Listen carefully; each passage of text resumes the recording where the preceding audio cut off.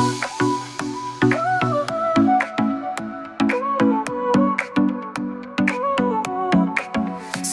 y arena, oh so bright, baila conmigo toda la night. Good morning mga boss, Boss Lay here. Welcome back to my channel. Sunday morning. Titingin ako ng cup na may dadagdag sa collection. So kita tayo mga boss. Mga boss, nandito na tayo kay Brian sa Pinas Brim Canada. Show ko lang yung mga sombrero na pwedeng i-add sa collection. Ayan. Solid siya mga boss. Maganda talaga siya. Ayan. Amazing! So may kukunin akong isa yung type from ko. From Tambay cups to Basilio cups. Luni, may luni pa sila. Tapos lihito mo. Ayan. Madami. Ang dami selection, no?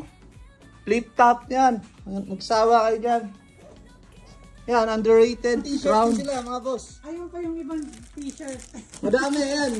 Gusto nyo basta i-message nyo lang sila. Pinas Brim Canada. Bro, wala ba tayong shoutout dyan? Peace out. May natipuhan akong isa rito. At sa collection. Ito gusto ko. Wala pa akong camouflage eh. Ihitin mo. Oh. Ba? I-review lang natin. Ayun ang card ito nalaglag. Ayun. Yan. 15 pieces. Oh. Produce. 7 out of 15. Amazing! Na siyempre may kasama siya niyan. Tapos sticker. Box sticker. Numbered yung card. Collector's item. Di ba? Angas makabayan. Ganda. Boss, nakapag-decide na ako ito na kukunin ko.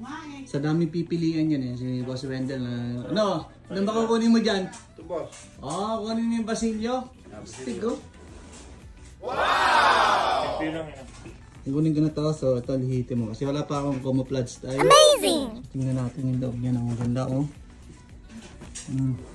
Tapos may plug ng Philippines. Ano itong collector's item. So ayan mga boss. Tapos syempre may kasamang box yan, madam, no? Oo, meron.